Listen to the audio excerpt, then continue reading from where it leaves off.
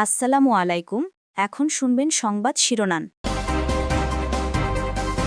৩৩০ দুষ্কৃতিকারী চট্টগ্রামে ঢোকায় নিষেধাজ্ঞা। সিএমপির তালিকায় সাবেক এমপি মন্ত্রী ছাড়াও আছেন এক বিএনপি নেতা। আওয়ামী লীগহীন গোপালগঞ্জ ১-এ বদলে গেছে ভোটের সমীকরণ। কুমিল্লা ১-এ ভোটারদের চাওয়া মেঘনা সেতু। তারেক রহমানের সাথে সারা কুকের বৈঠক সহ ৩ দেশের রাষ্ট্রদূতের সাক্ষাৎ। বাংলাদেশের উন্নয়নে পাশে থাকার আশ্বাস। ইসলামী আন্দোলনের সঙ্গে সমঝোতার আর সুযোগ নেই, জানালেন মামুনুল হক। এখনও হাল ছাড়েনি জামায়াত। দ্বৈত নাগরিকত্ব ইস্যুতে ইসির আপিল শুনানিতে হট্টগোল। হাসনাতের আপিলে কুমিল্লা ৪-এ বিএনপি প্রার্থীর মনোনয়ন বাতিল। রোজা ঘিরে বেড়েছে বিদেশি ফল আমদানি। শুল্ক না কমালে স্বাদ নিতে পারবে না সীমিত আয়ের মানুষ, বলছেন ব্যবসায়ীরা। আইসিসির সাথে বৈঠকে আবারও নিজেদের অবস্থান স্পষ্ট করল বিসিবি। ভারতে বিশ্বকাপ না খেলতে অনড় বাংলাদেশ। গ্রুপ পরিবর্তন নিয়ে আলোচনা। আসসালামু আলাইকুম। এতক্ষণ দেখছিলেন সংবাদ শিরোনাম, এখন দেখবেন বিস্তারিত। ৩৩০ জনকে দুষ্কৃতিকারী হিসেবে উল্লেখ করে তালিকা প্রকাশ করেছে চট্টগ্রাম মহানগর পুলিশ সিএমপি। শহরে তাদের অবস্থান ও প্রবেশ নিষিদ্ধ। তালিকায় আছে আওয়ামী লীগের সাবেক মন্ত্রী, এমপি, মেয়র, ওয়ার্ড কাউন্সিলর, শীর্ষ সন্ত্রাসী এবং এক বিএনপি নেতার নাম। আইনশৃঙ্খলা পরিস্থিতি রক্ষা আর নজরদারি বৃদ্ধির অংশ হিসেবে এই উদ্যোগ বলে জানিয়েছে সিএমপি কমিশনার স্বাক্ষরিত গণবিজ্ঞপ্তিতে বলা হয়, শান্তি শৃঙ্খলা রক্ষা ও জানমালের নিরাপত্তা নিশ্চিত করতে পরবর্তী নির্দেশনা না দেয়া পর্যন্ত তালিকাভুক্ত ৩৩০ জন দুষ্কৃতকারীর চট্টগ্রাম মহানগর এলাকায় প্রবেশ ও অবস্থান সম্পূর্ণ নিষিদ্ধ থাকবে। আদেশ অমান্য করলে সংশ্লিষ্টদের বিরুদ্ধে আইন অনুযায়ী ব্যবস্থা নেওয়া হবে। তালিকাভুক্তদের মধ্যে আছেন সাবেক শিক্ষামন্ত্রী মুহিবুল হাসান চৌধুরী নওফেল, সাবেক সংসদ সদস্য এবিএম ফজলে করিম চৌধুরী, আব্দুল লতিফ, নোমান আল মাহমুদ, মুহিউদ্দিন বাচ্চু, সাবেক সিটি মেয়র আজম নাসির উদ্দিন সহ আওয়ামী লীগ, যুবলীগ, ছাত্রলীগের নেতা এবং সাবেক ওয়ার্ড কাউন্সিলররা। শীর্ষ সন্ত্রাসীদের মধ্যে তালিকায় নাম আছে সাজ্জাদ আলী খান, ছোট সাজ্জাদ, তার স্ত্রী তামান্না, বার্মা সাইফুল, রায়হান সহ অন্তত ৪০ জনের। যেহেতু তাদের নাম এবং তালিকাগুলো চলে আসছে এবং সেই সাথে যদি আমরা তাদের ফটোগ্রাফটাকে আমরা সেট করে দিই, তাদের স্বল্প বিস্তরে যদি আমরা তার বায়োডাটাটা সেট করে দিই, তাহলে তাদেরকে শনাক্ত করতে সুবিধা হবে। আমরা তাদেরকে এপ্রিহেন্ড করতে পারবো এবং আইনের আওতায় আমরা আনতে পারবো। সেই ক্ষেত্রে আমরা সমাজের সর্বস্তরের লোকেরও আমরা সহযোগিতা পাবো। গোপালগঞ্জ মানেই আওয়ামী লীগের দুর্গ, এটাই ছিল দীর্ঘদিনের চিত্র।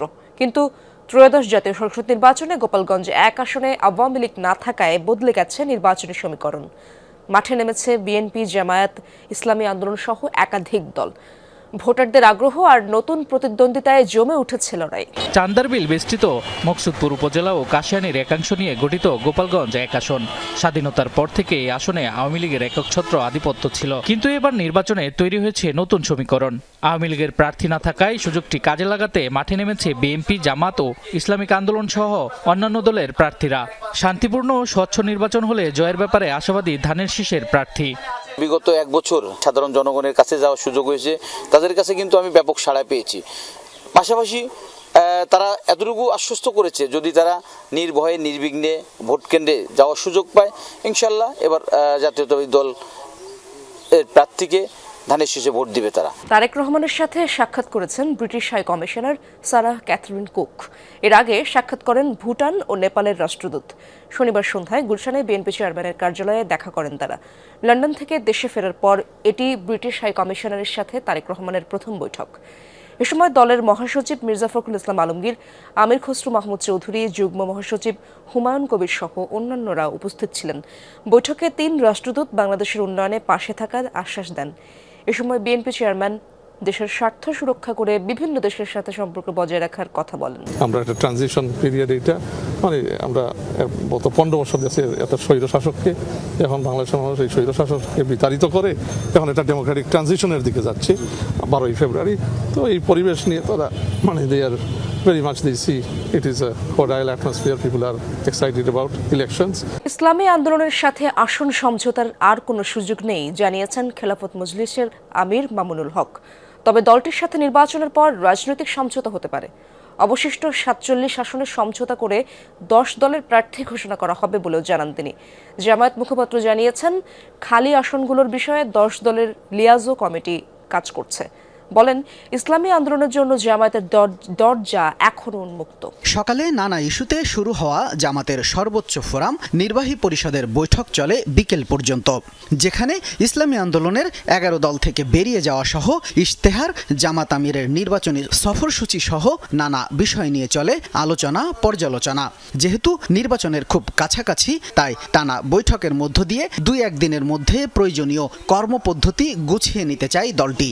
বৈঠকে ইসলামী আন্দোলনের 11 দল থেকে বেরিয়ে যাওয়ায় বাকি 47 আসনের সমঝোতার বিষয়টি নিয়েও আলোচনা হয়। পরে জামাতের মুখপাত্র জানান, ফাঁকা আসনের ব্যাপারে চূড়ান্ত সিদ্ধান্ত নেবে 10 দলের লিয়াজো কমিটি। 47টি আসন আমরা রেখেছিলাম, তো সেই আসনগুলো সম্পর্কে আমরা লিয়াজো কমিটিকে দায়িত্ব দিয়েছি। লিয়াজো কমিটি যেটা আছেন তারা সেটা বিষয়ে আলোচনা করছেন এবং সেটা একটি আলোচনা করে ওনারা সিদ্ধান্তে পৌঁছার পরে আমরা আপনাদেরকে জানাবো। চূড়ান্ত সিদ্ধান্ত হলে আপনারা জানবেন।